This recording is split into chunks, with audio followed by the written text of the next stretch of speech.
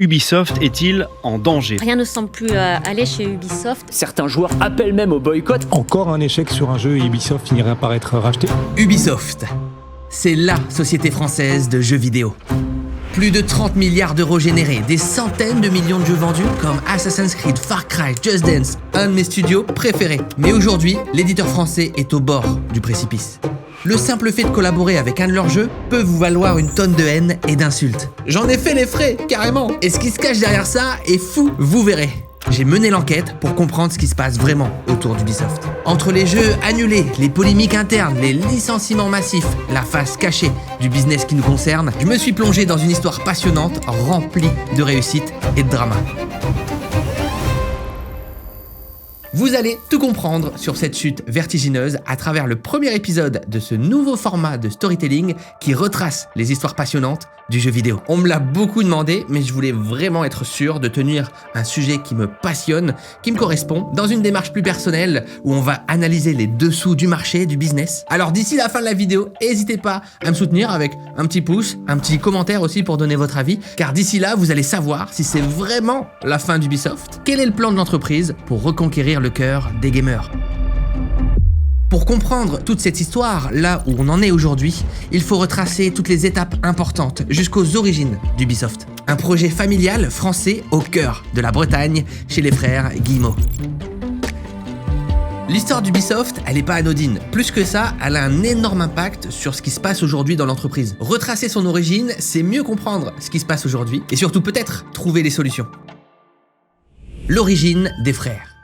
Originaires de Carentoire, les frères grandissent dans une famille d'entrepreneurs. Leurs parents, qui étaient propriétaires d'une petite entreprise de négoce, leur inculquent très tôt le goût du commerce. Ah ça pour vendre c'est sûr, ils sont forts hein, mais je m'égare. On y reviendra plus tard. Leur carrière commence au travers de Guillemot Détoc, une entreprise familiale alors spécialisée dans la vente de produits du sol dans le secteur agricole.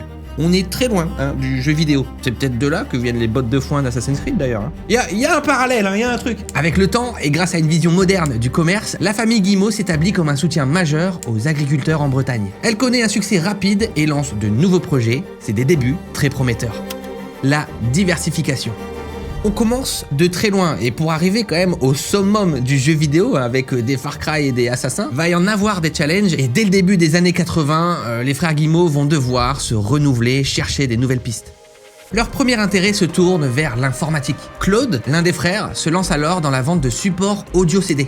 Plus tard, la fratrie étend ses activités et vend des logiciels professionnels et ordinateurs à des entreprises en France et en Grande-Bretagne. En 1984, Guillemot Informatique se crée en suivant cette logique. En seulement 2 ans, l'entreprise aura réussi à s'imposer et générera des revenus estimés à plus de 40 millions de francs. Dès la base, les mecs sont des génies. Vous imaginez le chemin de malade pour emmener Ubisoft là où est l'entreprise aujourd'hui? C'est ce qui va être fou quand même dans cette histoire. C'est un vrai parcours entrepreneurial. Leur premier studio. Passionnés par la technologie et les nouvelles opportunités économiques des années 80, les frères Guillemot voient rapidement le potentiel du marché des technologies de l'informatique. En 1986, ils s'intéressent à un marché en pleine effervescence, le jeu vidéo. C'est Christian, l'un des aînés, qui entrevoit le potentiel de ce secteur en plein essor après un voyage en Angleterre. Il convainc alors ses frères de fonder leur propre studio de jeux vidéo en France, Ubisoft Entertainment. Le gars a la vision, clairement. Alors, on va revenir sur ce nom parce qu'il y a pas mal de mythes et de légendes à travers Ubisoft. Le nom vient de la contraction Ubiquité et Software. Il avait pour but de traduire leur ambition de devenir un acteur incontournable de l'industrie. Ça, dès le début, ils étaient quand même sûrs d'eux et visionnaires. Là, l'ambition, elle est très claire. Il y a une vieille rumeur qui expliquait que le Ubi de Ubisoft faisait en fait référence à l'Union des Bretons indépendants, mais l'information a officiellement été démentie il y a quelques années. Je sais que les Bretons sont très fiers et veulent être partout, mais oh, lâchez le morceau à un moment.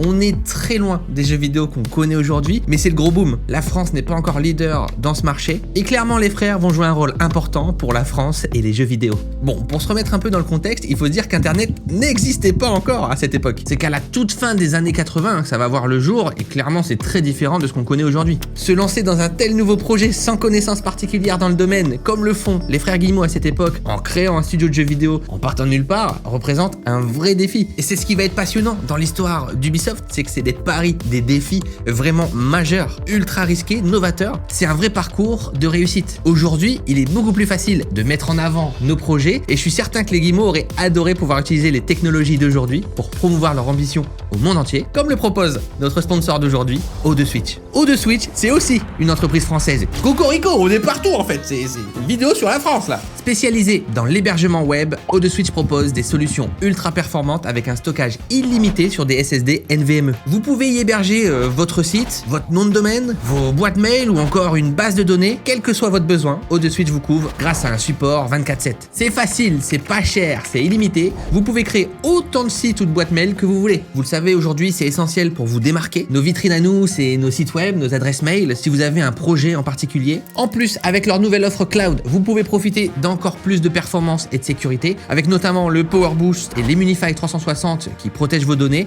Le tout pour 1,76€ hors taxe par mois sur la première année. Si vous avez déjà un site ou vous voulez en créer un, O2Switch s'occupe de tout. Même de la migration, c'est direct. Avec mon code promo CyrilMP4, vous avez 10% de réduction cumulable avec leur offre cloud qui est déjà une grosse promo. C'est disponible en description, foncez. Nous en attendant, on reste dans le Made in France.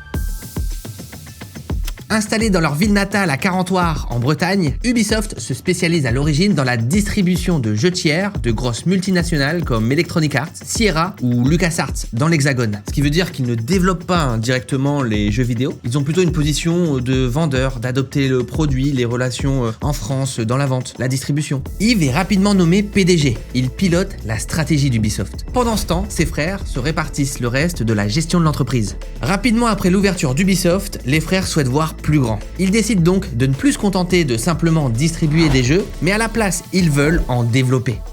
Pour se structurer, Ubi s'entoure de jeunes talents français, souvent autodidactes, et investit tout en interne afin de maîtriser l'intégralité de la chaîne de production. Dès 1986, le jeune studio sort son premier jeu, Zombie. C'est disponible sur l'Amstrad CPC. C'est un jeu d'aventure inspiré du film Dawn of the Dead, qui se déroule dans un centre commercial envahi de zombies, où le joueur doit explorer tout en évitant de devenir lui-même un zombie. D'ailleurs, pour les connaisseurs, c'est une licence qu'on retrouvera des années plus tard sur une console un peu particulière. C'était un petit clin d'œil à la naissance d'Ubisoft, un peu mal tourné. Ubi sortira par la suite des jeux comme Cinéclap, Fer et Flamme, Mask et Graphic City. À l'époque, l'entreprise privilégie des jeux rapides et abordables pour séduire un large public. Son objectif est clair, prouver qu'un studio français peut rivaliser avec les géants US et japonais. C'est un vrai petit coq, et ça j'aime beaucoup. À la fin des années 90, Ubisoft voit plus grand et s'implante à l'international avec Ubisoft Montréal en 1997. Avec une trentaine d'employés à son ouverture, ce studio canadien deviendra l'un des plus influents de l'histoire du jeu vidéo. C'est presque sûr que vous avez tous joué à un jeu de ce studio. On en parlera dans quelques années, mais pendant ce temps, parallèlement, les frères Guillemot fondent Gameloft en 1999, une entreprise dédiée aux jeux mobiles, ainsi que Ludiwap, un projet plus expérimental sur les jeux en ligne. Encore une fois, c'est des paris visionnaires, ils misent vraiment sur l'avenir et ça va payer. Toujours en quête de diversification, ils créent Guillemot Ventures, un fonds d'investissement destiné à soutenir des startups technologiques. Et on ne s'arrête pas, toujours en 99, Ubisoft rachète Hercule et Trustmaster, spécialisés respectivement dans les cartes son et les accessoires gaming. L'idée ici, c'est de renforcer l'expertise matérielle, mais aussi de proposer une expérience de jeu plus complète. Avec tous ces projets, on voit clairement que les frères Guillemot ne veulent pas juste être distributeurs, éditeurs de jeux vidéo. Ils souhaitent devenir un acteur majeur de tout cet écosystème qui est en train de se développer à une vitesse fulgurante. Et ils ont raison, parce qu'il y a une période incroyable qui les attend. L'ascension d'Ubisoft.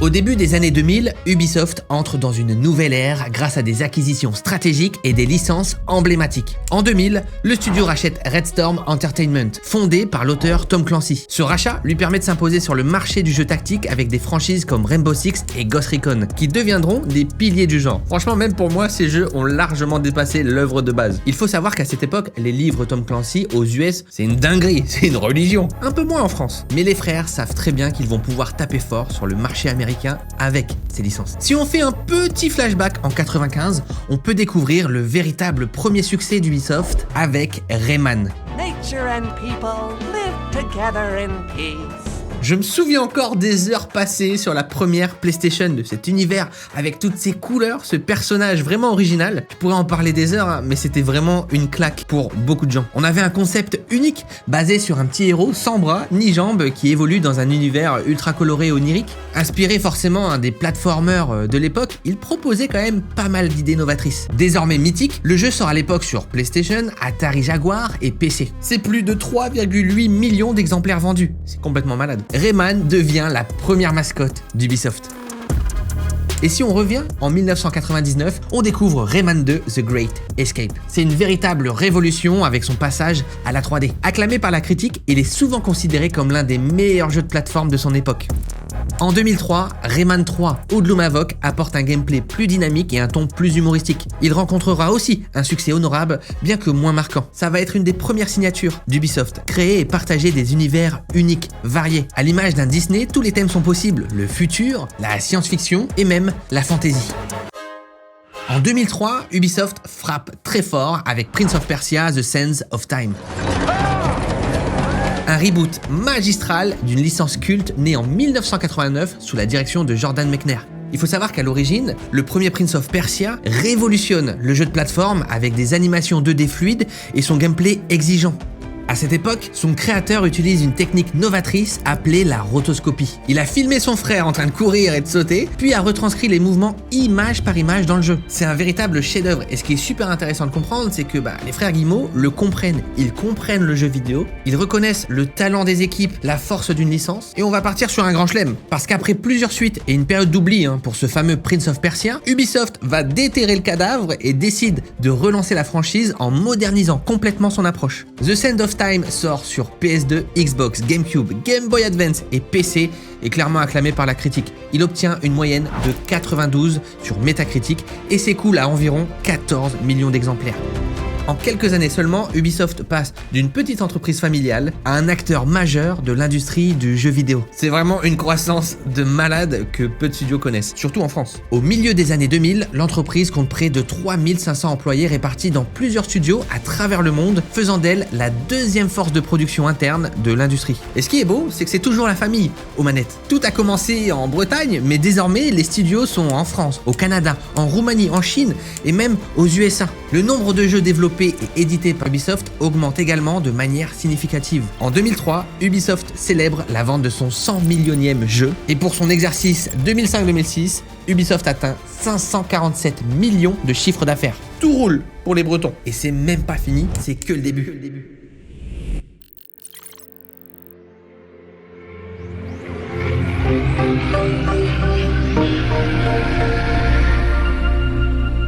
Ah, l'arrivée de Far Cry. Faudrait que j'y réfléchisse, mais c'est vraiment dans mon top des licences de jeux vidéo, je pense, Far Cry.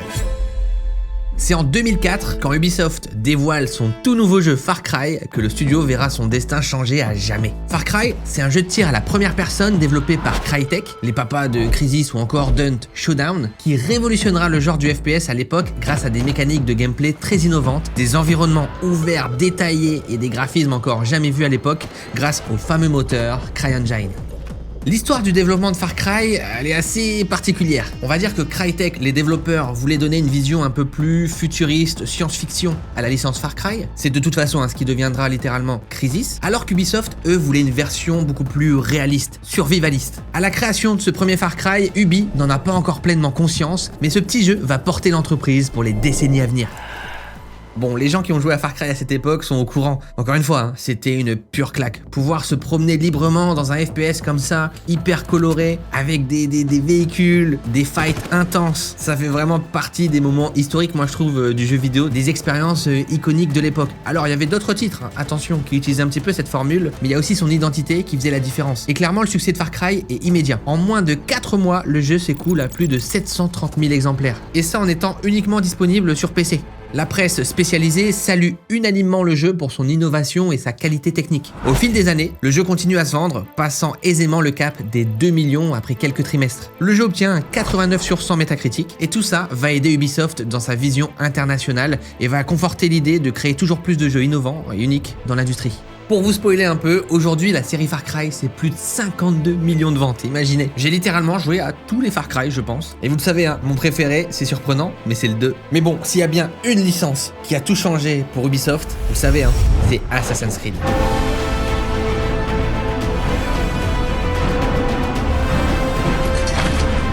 Profitant de sa belle lancée, le studio annonce en 2007 un nouveau jeu encore inconnu à l'époque, Assassin's Creed.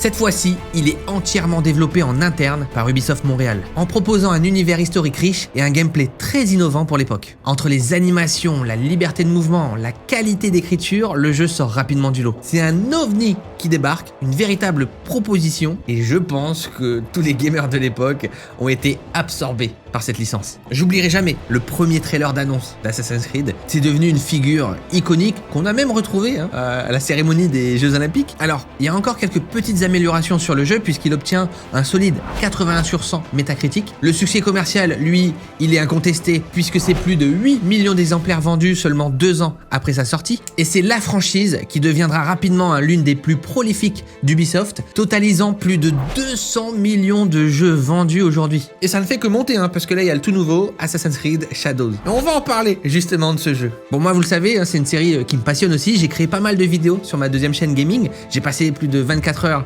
sur Black Flag, qui est sans doute un de mes préférés. Et je vous spoil pas, mais j'ai aussi fait une tier list des meilleurs jeux Assassin's Creed. Bon, c'est vraiment un all-in pour Ubisoft parce qu'on a l'impression que tous les paris qui ont été faits au début, à l'origine de l'entreprise, sont gagnants. En 2009, Ubisoft lance Just Dance sur la Wii. Parce que là, il y a un tsunami qui arrive dans le marché du jeu vidéo et c'est la Wii, la nouvelle console de Nintendo. Et Ubisoft va flairer le filon et va surfer sur la vague bien comme il faut. En 2009, ils annoncent Just Dance sur la Wii. Le jeu introduit un concept novateur pour la console, de la danse accessible à tous. Les joueurs reproduisent les mouvements d'un danseur à l'écran alors que la console détecte les déplacements en temps réel. Le gameplay est intuitif et permet à un large public de s'amuser sans avoir de compétences particulières. Le succès, il est immédiat. Le jeu se vendra au total à plus de 7 millions d'exemplaires, positionnant le jeu comme l'un des plus vendus de la Wii dans la catégorie des jeux tiers. Ce succès incite rapidement Ubisoft à adopter une cadence de sortie annuelle pour la série. Et au fil des années, cette stratégie s'avérera particulièrement lucrative pour Ubisoft. Depuis le lancement de la série, c'est plus de 15 titres qui ont été publiés. Et je ne compte même pas les éditions spéciales et les spin-offs. En 2022, c'est plus de 80 millions d'unités Just Dance vendues, ce qui en fait la deuxième franchise juste derrière Assassin's Creed. Cette information, elle est importante puisqu'elle va avoir aussi un impact dans la direction et la stratégie d'Ubisoft. C'est un jeu qui se veut accessible. On peut y faire jouer les enfants, les adultes, les parents, les vieux. Tout le monde peut jouer. On s'éloigne un peu de l'ADN core gamer que pouvaient avoir peut-être les jeux précédents d'Ubisoft, avec justement les Rainbow Six. Et vous le verrez, ce succès, on va peut-être aussi un peu le ressentir dans les prochains échecs. Le monstre Ubisoft. Tout s'accélère à l'arrivée de la PS4 et de la Xbox One. Avec cette nouvelle génération de consoles, Ubisoft se voit offrir l'opportunité d'exploiter pleinement les capacités de ces nouvelles machines, permettant en théorie de dépasser les limites graphiques et techniques qui retenaient le studio créativement pendant des années. Les jeux Ubisoft, c'est des véritables paris technologiques, techniques, avec leur monde ouvert, vaste et varié, les distances d'affichage énormes, les gameplays innovants. Souvent, chaque jeu qui sort, que ce soit côté Far Cry ou Assassin's Creed, se challenge et propose pas mal de nouveautés. C'est la même recette, les mêmes licences, mais avec toujours son lot de challenges. À l'époque de la next-gen donc, l'époque Ubi connaît une croissance fulgurante. En 2014, l'entreprise possède déjà plus de 9800 employés à travers le monde. C'est une augmentation de 180% par rapport à 2005. Et ça ne fait que s'accélérer d'année en année, avec en moyenne plus de 1000 à 2000 nouveaux employés embauchés chaque année, soit près de 5 nouveaux collaborateurs chaque jour. C'est juste énorme, mais c'est une croissance qui va permettre à Ubisoft de devenir le deuxième développeur de jeux vidéo en termes de taille au niveau mondial. Et encore une fois, c'est une direction qui risque d'avoir un impact négatif à long terme. La croissance, il faut la stabiliser, il faut la gérer, mais là, tout va très vite. Si on compare les effectifs d'Ubi avec ceux de ses principaux concurrents comme EA ou Activision, clairement la concurrence fait pas le figure. Niveau financier, bien que plus petit que ses concurrents, l'entreprise s'en sort très bien. Entre 2014 et 2015, l'entreprise arrive à générer un chiffre d'affaires de plus de 1,4 milliard d'euros. Et ça, franchement, c'est beau parce qu'on voit bien dans la stratégie d'Ubisoft qu'il y a une vraie volonté de proposer, de créer, de révolutionner. C'est pour ça aussi qu'il y a autant de croissance, qu'il y a autant de recrutement. Il y a une véritable passion derrière ces projets et toujours ces paris sur l'avenir. Mais mine de rien, Ubisoft était loin de s'imaginer le succès de certaines de ses franchises lors de leur lancement dans les années 2000. Entre Just Dance, qui maintient sa popularité après plus de 10 ans, Rayman, qui reste mythique et qui parvient toujours à attirer un nouveau public, et les plus gros mastodontes comme la franchise Assassin's Creed ou encore Far Cry, Ubisoft, c'est un véritable patrimoine du jeu vidéo qui restera encore longtemps, des licences qui vont traverser les générations. Voilà le fruit de tout ce travail, de tous ces paris. Mais maintenant, c'est le début des problèmes.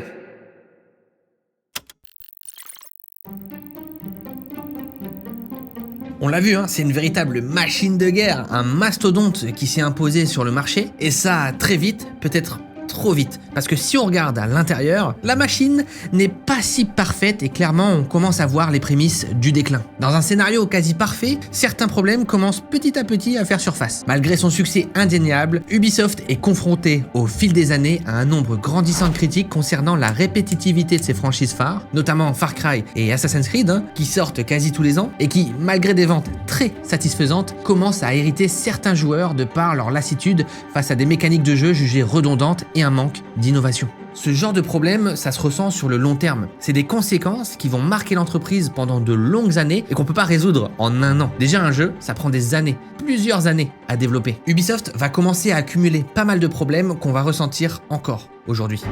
Prenons par exemple la franchise Far Cry. Pendant près d'une décennie, la série a été saluée quasi unanimement pour la qualité de ses mondes ouverts immersifs, ses mécaniques de jeu engageantes. Mais c'est après l'incroyable succès de Far Cry 3 en 2012 que les critiques ont commencé à émerger après la sortie de Far Cry 4 en 2014. Blâmant ici des jeux de plus en plus prévisibles, sans réelle nouveauté de gameplay et avec des véritables problèmes de répétitivité. Même les antagonistes semblent manquer de profondeur dans leur écriture. On va tout déchirer!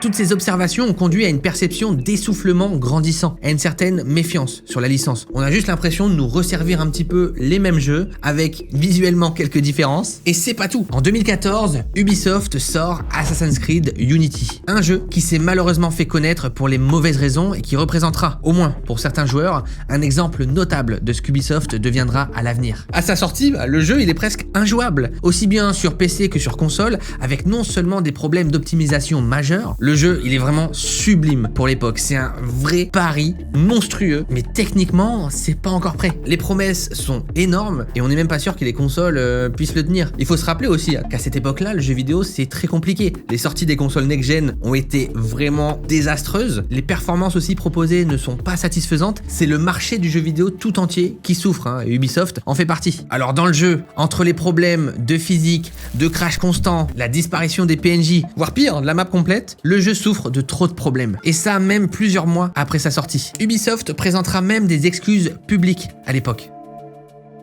C'est un choc pour tout le monde parce que sur console, on n'a pas encore l'habitude de vivre ce genre de sortie critique. On va dire que les joueurs PC, ils sont habitués un petit peu parce que forcément, toutes les machines sont différentes. Tout n'est pas aussi optimisé que sur console. Mais c'est en 2014 qu'on va commencer à vraiment acheter des jeux buggés qui ne sont pas finis, que ce soit chez les autres éditeurs comme Activision, EA, mais Ubisoft, elle a une communauté très forte, impliquée depuis longtemps, et c'est un peu ressenti comme une petite trahison.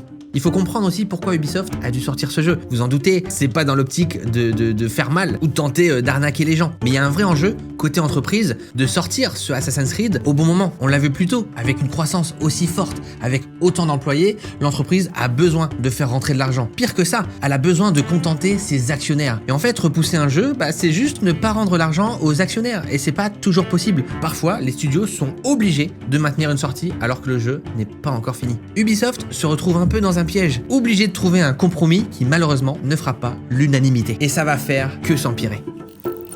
La descente aux enfers. Un mot que beaucoup d'entre vous connaissent et qui malheureusement est encore assimilé à Ubisoft, le downgrade. Au début des années 2010, Ubisoft fait face à un véritable shitstorm autour de la qualité graphique de ses jeux. Tout commence avec Watch Dogs, dévoilé en grande pompe à l'E3 2012 avec des graphismes révolutionnaires. C'est un moment historique dans le jeu vidéo, je vous explique. Avant ça, généralement, les trailers de jeux sont toujours faits avant que le jeu soit fini. En fait, c'est pas vraiment le jeu qu'on voit dans les trailers. Souvent, c'est de la CGI. Avant les années 2010, les trailers et les jeux vidéo étaient très similaires. Sauf que là, la 3D, les effets visuels explosent, avec notamment le cinéma. On a des studios qui sont capables de vraiment recréer des films à partir d'une idée de jeu. Et c'est ce qui va se passer, en fait, avec ces fameux trailers in-engine footage. En fait, les moteurs de jeu peuvent être à la fois utilisés pour créer des jeux, mais aussi pour créer des films. Et clairement, visuellement, ça a rien à voir. Donc, on fait croire aux gens que ce qu'on regarde, c'est le jeu vidéo, mais c'est faux. Ce qu'on regarde, c'est le moteur du jeu vidéo. Moteur qui peut faire des films. Donc, des graphismes de malade, des images de fou. Mais un film, c'est pas jouable, on peut encore moins le mettre sur une console. Et à cette époque, en fait, les studios, ils se sont beaucoup trop chauffés. Comme ils voulaient vraiment faire monter la hype, et Ubisoft, comme les autres, ils ont fait des trailers de malades en faisant croire que c'était le jeu, alors que pas du tout. Sauf que derrière, si ton jeu, il correspond pas à ce que t'as vendu, c'est la douche froide. Et c'est à la sortie de Watch Dogs en 2014 que les joueurs découvrent une version largement inférieure visuellement qui a créé une vague d'indignation et d'accusations de publicité mensongère. Et c'est une des premières fois où les gens s'en rendent compte, parce qu'à l'époque, même quand on regardait par exemple des trailers de Battlefield, vraiment, c'était pas le jeu qui tournait, c'était la vision des développeurs du jeu qu'ils voulaient créer. Et par chance, le jeu était toujours très similaire, mais là, c'est une des fois où le studio est allé beaucoup trop loin. Alors, y a rien qui change par rapport aux histoires précédentes. Ubisoft voulait vraiment faire ce jeu, mais ils ont pas réussi. Donc quand le jeu est sorti, ils ont pris très cher. Mais encore une fois, en plus des problèmes techniques des consoles, c'est à cette époque-là que nous, les joueurs, on se rend compte que on nous ment. En 2015, Rainbow Six Siege, qui était pourtant très attendu, a subi le même sort. Des textures moins détaillées, des effets visuels réduits. Le downgrade, il est choquant. Bien que le jeu finisse par s'imposer grâce à son gameplay solide, c'était pas l'idée qu'on nous avait vendue de base. Et forcément, nous, quand on a un trailer, on attend des années, donc on se projette, on s'imagine le jeu vidéo, et quand ça sort, c'est la déception. L'année suivante, ça continue. C'est The Division qui enchaîne les désillusions. Annoncé comme un bijou graphique au travers de son fameux moteur Snowdrop, le jeu final affiche des éclairages et des détails bien au-deçà des trailers, renforçant la méfiance du public. Cet enchaînement de polémiques entache sérieusement l'image d'Ubisoft. Ici, c'est une véritable erreur stratégique, mais aussi un échec technique, parce qu'Ubisoft voulait vraiment se diriger vers ces jeux, vers cette qualité. Mais force est de constater qu'ils n'ont pas réussi. Difficile de leur en vouloir, c'est toujours un pari. On peut pas savoir à quoi va ressembler précisément le jeu vidéo quand on commence les fondations, la structure de son moteur. Vous le savez, c'est des années d'innovation, de travail pour arriver à la fin. On dit toujours qu'un jeu vidéo qui sort, c'est un miracle. Mais là, malheureusement, Ubisoft a été beaucoup trop ambitieux. Et ce qui est dommage, c'est que les jeux qui sont sortis sont vraiment bons. C'est des très bons jeux en règle générale. Mais les joueurs s'attendaient à bien mieux. Par exemple, je pense vraiment que Watch Dogs est un GTA-like, mais phénoménal. Genre vraiment, c'est un très bon jeu. Mais malheureusement, sa sortie a beaucoup trop souffert de l'image qu'on s'était fait du Watch Dogs rêvé. On s'attendait tout simplement au meilleur jeu de tous les temps. On a eu un excellent GTA-like, ce qui est déjà exceptionnel. Et désormais, tout ça reste dans l'inconscient des joueurs. Chaque annonce de l'éditeur est scrutée avec suspicion. Les joueurs réclament des preuves concrètes avant de croire aux promesses du studio. Encore aujourd'hui, Ubisoft souffre de cette image. On l'a vu notamment avec le dernier Avatar, qui tout de suite a été scruté, a été accusé d'être qu'un reskin de Far Cry. La confiance des gamers a été un peu brisée et va falloir trouver des solutions pour résoudre ce problème. Pour le moment, c'est des problèmes aussi qui touchent à l'ensemble du marché du jeu vidéo. Il y a plein d'autres studios qui ont pris la même direction. Ça va être intéressant de savoir qui s'en sort le mieux. Et les galères, elles continuent. En juin 2020, Ubisoft se retrouve en plein scandale. Des employés dénoncent des cas de harcèlement sexuel et d'abus de pouvoir impliquant des cadres haut placés. D'abord sur les réseaux sociaux, puis à travers des enquêtes journalistiques au travers de journaux réputés tels que Libération ou Le Monde, la vérité éclate. Chez Ubisoft, des comportements toxiques étaient tolérés pendant des années. Sous la pression, Ubisoft est obligé de réagir. I am truly sorry to everyone who was hurt. Plusieurs dirigeants démissionnent et sont poussés vers la sortie. Mais ces départs ne suffisent pas. Le scandale a brisé l'image du studio et mis en lumière un environnement de travail malsain où burn-out et abus de pouvoir étaient monnaie courante. On s'en rendait pas compte, mais dans cette effervescence et cette évolution monstrueuse, oui, il y a beaucoup de choses qui ont dérapé. Et tous ces sujets se ressentent forcément dans les jeux vidéo, puisque la structure de la boîte explose. Les dirigeants qui donnaient la mission et qui sont donc responsables aussi de la qualité des jeux doivent être remplacés dans l'immédiat, pour le meilleur meilleur comme pour le pire. C'est des changements qui affaiblissent Ubisoft. Le patron des studios canadiens est viré, le directeur de la création viré, Ubisoft se voit affaibli et va devoir encore se dépêtrer d'une autre situation. Déjà dans le viseur de Vivendi, l'entreprise devient une cible facile pour Tencent, le géant chinois du jeu vidéo. Tencent pourrait profiter de la situation pour prendre le contrôle d'Ubisoft. Dans cette période de trouble, avec une chute des actions, de la valeur, des grosses entreprises voient vraiment l'opportunité de racheter ou de se placer à la table des dirigeants. Parce que oui, financièrement, là, c'est la catastrophe. Ubisoft voit ses revenus plonger de 52% en seulement 3 mois. En bourse, l'action s'effondre, elle valait plus de 100 € en 2018. Aujourd'hui, elle est sous la barre des 10 €. Et les employés, eux, n'en peuvent plus. Là vraiment, c'est une véritable descente aux enfers. C'est un bras de fer ultra compliqué à gérer pour les frères Guillemot, qui sont toujours à la tête de cette entreprise. Et là, c'est plus la petite boîte en Bretagne, qui est assez indépendante et qui est loin des gros problèmes. Parce que sans s'en rendre compte, en fait, vous le voyez, ça fait un petit moment que le précipice se dessine. En 2015, Vivendi, dirigé par Vincent Bolloré, commence petit à petit à racheter des parts du studio. Mais mine de rien, il monte quand même jusqu'à 27,3% du capital. Alors, à quoi ça sert? Son but, il est simple, prendre le contrôle d'Ubisoft et imposer sa propre vision. Faut savoir que Vincent Bolloré possède beaucoup de médias, beaucoup de grosses entreprises, et clairement ça pourrait revaloriser un petit peu tout son patrimoine. Et puis en plus, s'il peut mettre son petit grain de sel dans les projets, c'est une véritable menace pour les frères, et Yves Guillemot devient le dernier espoir. Pour une partie de ses employés, il est le seul à pouvoir empêcher Ubisoft de tomber dans les mains de Bolloré, qui est considéré comme un vrai danger pour l'entreprise. Dans ce genre de rachat, c'est une vision qui change complètement, ça va être beaucoup de licenciements. Encore une fois, on ne peut jamais savoir, pour le pire comme pour le meilleur. Quoi qu'il en soit, c'est l'entreprise des frères Guillemot et ils ne vont pas lâcher l'affaire. Yves va se battre sur tous les fronts. Il rachète des actions, cherche des investisseurs et mobilise en interne pour sauver l'indépendance du studio. Il se bat bec et ongles pour protéger son projet. Et ça marche. En 2018, Vivendi abandonne et revend toutes ses parts. Yves Guillemot a sauvé Ubisoft. Mais cette victoire, elle a un prix. Pour garder son indépendance, Yves Guillemot a dû chercher un allié. Et cet allié, c'est Tencent, le géant chinois. En 2018, Tencent entre au capital avec 5% des parts. Sur le moment, c'est perçu comme un compromis intelligent. Mais attention, spoiler, 4 ans plus tard, en 2022, Tencent double sa mise, presque 10% du capital. Et une prise de participation massive dans la holding des Guillemot. Le loup est entré dans la bergerie. Mais à ce moment-là de l'histoire, on le sait pas encore. Pire que ça, aujourd'hui, en 2025, une annonce va tout changer. Mais ça, vous le verrez un peu plus tard, en fin de vidéo. Vivendi est parti, oui, mais Tencent, lui, est resté. Et même si Ubisoft reste techniquement indépendant, quelque chose a changé. Dans son combat, Yves Guillemot s'impose comme un sauveur. Mais la réalité, c'est qu'il prend encore plus de pouvoir. Son leadership devient intouchable. Toute tentative de réforme est bloquée. Il a désormais les pleins pouvoirs sur Ubisoft. Et ça peut devenir un véritable problème pour l'évolution de l'entreprise. Comment renouveler la vision? Comment proposer de nouvelles idées? Comment éviter les erreurs d'un seul homme? On le verra par la suite et vous verrez les conséquences, elles sont énormes. L'entreprise est sauvée sur le papier, mais en interne, il reste beaucoup de problèmes.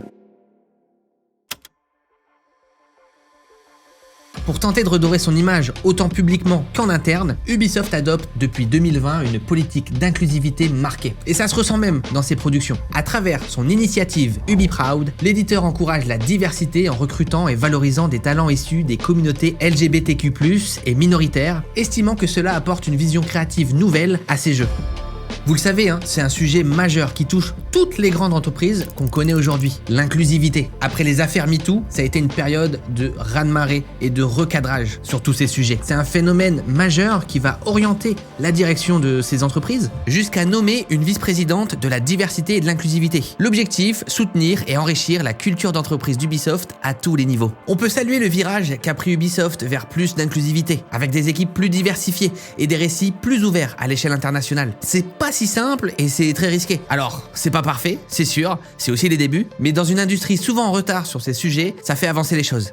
Cette approche se traduit également dans ses productions, avec une présence accrue de protagonistes féminins et de diversité ethnique dans les jeux dès 2020. Le tout parfois dans des contextes historiques qui interrogent une partie de la communauté, comme ça a été le cas pour Assassin's Creed Shadows sorti en mars. Mais ça, on en parle juste après. Parce qu'en l'état, c'est un sujet qui divise. Pour une partie de la communauté, cette approche soudaine de l'inclusivité chez Ubisoft paraît très forcée, voire parfois même fausse et malhonnête. Ça peut être le cas de plein d'autres entreprises, comme Disney. Certains expriment leur mécontentement sur ce phénomène, dénonçant un virage forcé qui a un impact négatif sur l'écriture de certains jeux, leur faisant parfois prendre une certaine profondeur d'écriture au profit de jeux au scénario lissé, sans prise de risque ni réelle conviction. Entre une certaine appropriation de l'image de la femme, ou des jeux ayant pour héros des femmes qui sont écrits par des hommes décrivant leur interprétation de ce qu'une femme devrait vivre et ressentir, c'est un terrain très glissant que connaît également le cinéma. Il y a un sujet de malade, parce que moi, en ayant fait une collaboration avec Assassin's Creed Shadow, je me suis pris un shitstorm de l'extrême. C'est à ce jour ma vidéo la plus dislikée de mon histoire sur YouTube. J'ai juste joué à Assassin's Creed en collaboration. Alors, entre le sujet du personnage samouraï noir, de la shinobi femme, Ubisoft est accusé de wokisme. Et c'est un débat qui est vraiment très violent. Il y a beaucoup d'extrêmes, à un tel point pour vous dire que je me suis fait insulter, mais aussi botter. C'est-à-dire que j'ai eu vraiment des bots dans les commentaires avec des messages hyper similaires, parfois racistes, parfois misogynes. Pareil, côté dislike, j'ai halluciné. Genre, il y a une vraie propagande anti-Ubisoft, anti-jeu là, Shadow. J'ai hâte de lire vos commentaires un peu à propos de tous ces sujets. Je vais pas vous mentir, ça fait un peu flipper ce genre de débat, je trouve. Au-delà du débat culturel, cette stratégie d'inclusivité est aussi un pari économique et politique. C'est révélateur des nouvelles dynamiques qui régissent l'industrie du jeu vidéo. Les conséquences. Ces dernières années, Ubisoft a enchaîné les projets à problème. Un des derniers, c'était Skull and Bones. Alors, les gros fans de pirates comme moi et de Black Flag ont pu passer un bon moment sur ce jeu, mais globalement, à sa sortie, ça a été un peu la cata. Déjà, il a été vendu par Yves Guillemot comme un quadruple A. Tout simplement parce que le jeu a passé tellement d'années à être investi, il a coûté tellement d'argent que les enjeux étaient majeurs. Et comme on l'a vu précédemment, Skull and Bones, c'est aussi la vision de Yves Guillemot, son idée, son bébé qu'il voulait protéger. Au vu des coûts, on peut le dire aujourd'hui, c'était une erreur. Mais est-ce qu'Ubisoft a vraiment eu l'opportunité d'éviter ça? Est-ce que le projet de base n'était pas trop ambitieux? On le voit bien, Ubisoft est dans une période très compliquée. Au cours de ces dernières 5 années, c'est pas moins de 6 projets qui ont dû être arrêtés. L'un des premiers à tomber, c'est Ghost Recon Frontline, un Battle Royale annulé après des phases de bêta-test désastreux. C'est dommage, moi j'avais trop envie d'un Battle Royale Ghost Recon, mais bon. Pareil pour The Division Heartland, qui était un des jeux que j'attendais le plus l'année dernière, qui a été annulé. Et tout ça coûte une fortune à Ubisoft, ça ne sort plus de jeu et c'est vraiment catastrophique. Mais tout ça, c'est peut-être pour un mieux, c'est pour éviter des sorties comme Skull and Bones. Parfois, il vaut mieux annuler un projet que sortir une catastrophe. Et c'est pas tout, hein. On peut aussi citer des projets comme Project Q, un jeu multijoueur en arène qui n'aurait jamais vu le jour, ou encore Project U, un jeu de tir coopératif développé par Ubisoft Annecy, où le dev a été interrompu après 5 ans de travail. Mais il y en a d'autres. Gwen's Getaway, un jeu mobile développé par Red Lynx, vraiment ça ne s'arrête pas. Ubisoft tente aussi l'aventure VR avec Splinter Cell VR, mais va vite abandonner discrètement le projet. Le plus marquant ces derniers temps reste l'échec cuisant de X-Defiant. Présenté comme le Call of Duty Killer, le jeu est lancé en mai 2024 avant de sombrer en quelques mois. Ubisoft ferme alors 3 studios et licencie plus de 200 employés. Un signe fort de malaise interne. Et le problème, c'est que ces jeux ne correspondent pas à la vision actuelle du jeu vidéo. C'est comme si Ubisoft ne comprenait plus les joueurs. Comment on peut expliquer que des jeux indés avec peu de moyens, mais des idées cartonnent et font des millions de ventes, alors que ce mastodonte rempli de talent et d'histoire n'arrive plus à proposer les jeux les plus populaires aujourd'hui?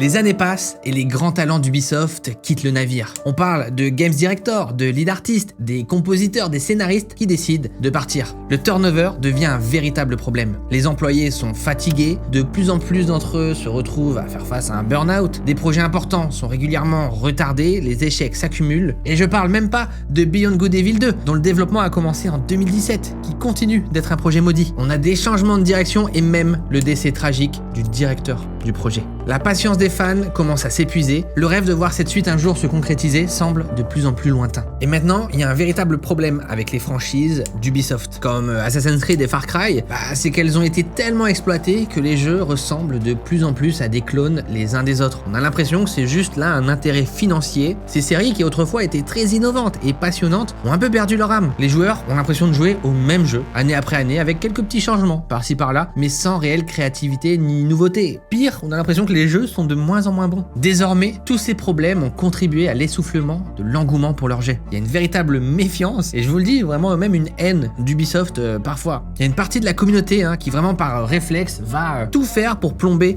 le studio, que ce soit sur les réseaux sociaux, à travers des vidéos. Et les derniers projets, comme Star Wars Outlaws, ne convainc pas. Est-ce qu'on assiste là réellement à la fin d'un des plus gros studios de jeux vidéo, du plus gros studio de jeux vidéo français? C'est pas impossible. Et ce serait pas le premier. Pas mal de studios ont fermé ces dernières années. Mais il faut savoir que les conséquences seraient vraiment terribles pour des milliers de gens employés et je pense même pour nous, les gamers. Ubisoft, ça reste une machine à rêve. Je sais pas pour vous, mais je ne saurais même pas définir le nombre d'heures passées sur leur jeu où j'ai vraiment kiffé et passé ma best life. Je pense que c'est important aussi de pas l'oublier et qu'il y a une tendance un petit peu trop, on va dire, négative à pourrir cette entreprise. Alors, qu'est-ce qui attend Ubisoft à l'avenir? Là, clairement, le studio est dans une situation de plus en plus précaire. Clairement, l'entreprise est en crise et ça va durer un petit moment. Développer et sortir un jeu, déjà, c'est minimum quoi, 3, 4 ans, 5 ans? C'est des jeux d'envergure. Et Ubisoft sait très bien ce qui est en train de se passer dans son entreprise. Mais il va falloir patienter des années pour voir le résultat des nouveaux paris. Le nombre d'employés a diminué de plus de 2000 sur 24 mois. Ce plan, très controversé, a permis une réduction de la base de coûts de 106 millions d'euros. Mais ça ne suffit pas, hein. Et Ubisoft enregistre, d'après les résultats de son premier semestre 2024-2025, encore une baisse du chiffre d'affaires à 670 millions d'euros qui sont entre autres attribués aux ventes de Star Wars Outlaws qui ont été bien inférieures aux prévisions. La pression des investisseurs risque d'avoir un impact lourd sur l'entreprise et qui en fait une proie facile pour une acquisition.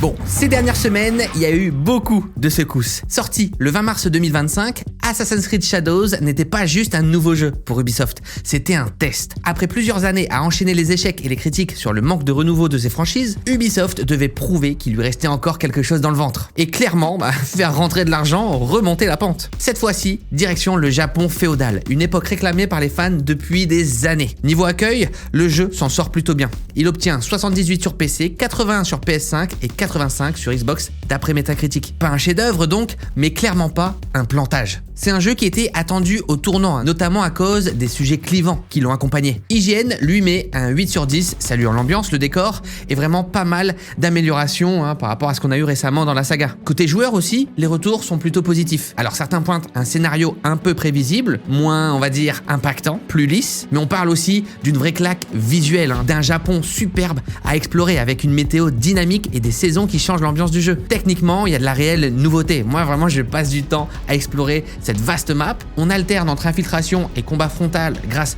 aux deux personnages, mais on peut y retrouver aussi tous les défauts d'un assassin avec une IA d'ennemis qui est parfois, on va dire, à côté de la plaque, mais aussi des bugs visuels qui peuvent gâcher l'immersion. En tout cas, j'y passe des bonnes heures. La boucle de gameplay finit par devenir un peu répétitive sur la durée, mais c'est un bon Assassin's Creed. Malgré ses défauts, Ubisoft peut souffler. Shadows a fait un gros démarrage, c'est pas juste perso, avec plus d'1 million de joueurs dès le premier jour et une première place des ventes Steam à l'international.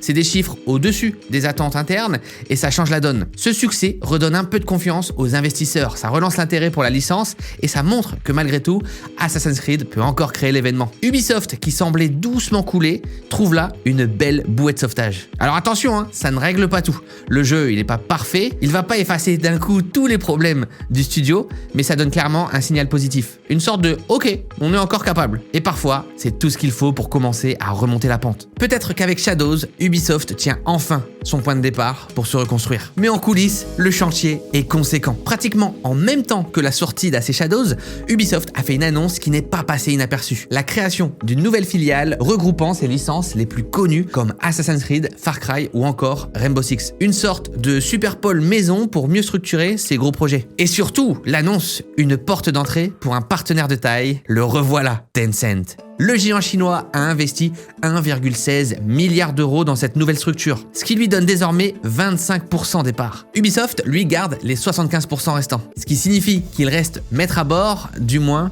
officiellement. Ce partenariat, il a un objectif clair, muscler la production, surtout sur les jeux narratifs et les modes multijoueurs, deux axes que Ubisoft veut développer sérieusement dans les années à venir. Alors Tencent ne rachète pas Ubisoft, mais devient un allié stratégique, avec les moyens de booster les plus grosses licences de la maison. Sur le papier, c'est rassurant, mais dans les faits, cette opération soulève pas mal de questions. C'est déjà un peu, en soi, la fin de l'indépendance d'Ubisoft, notre petit coq français, mais surtout, dans d'autres cas similaires, ce genre de deal a souvent été suivi de restructuration interne et parfois de grosses vagues de licenciements, histoire de rationaliser les coûts. Et surtout, on commence à se demander ce que pourrait vraiment impliquer la présence de Tencent dans les coulisses. Est-ce que les prochains jeux d'Assassin's Creed vont devenir plus formatés, plus tournés vers la rentabilité, moins vers la créativité? Est-ce qu'on aura le droit à plus de microtransactions, des DLC à la chaîne, un rythme de sortie encore plus rapide? C'est là là que réside le vrai risque. Voir Ubisoft perdre encore un peu plus de son identité. À force de chercher à plaire à tout le monde, ou plutôt à faire un maximum de profit,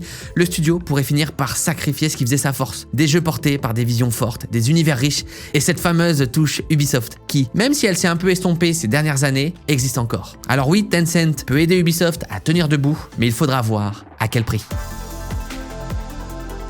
L'histoire du jeu vidéo l'a prouvé. Aucun géant n'est à l'abri d'une chute, mais aucun n'est condamné à rester au sol. Ubisoft peut encore raviver la flamme. Il suffit d'un bon choix, d'un bon jeu, et tout peut changer. Il faut pas oublier que le jeu vidéo, c'est un moyen de s'évader, de se divertir. Il faut faire aussi en sorte que ce soit positif pour tous. Il y a encore tellement de choses à dire sur cette histoire et tout ce qui se passe en général dans le monde du jeu vidéo. J'espère que ça vous a plu. N'hésitez pas à donner votre avis en commentaire. On se retrouve peut-être pour un prochain épisode. À bientôt!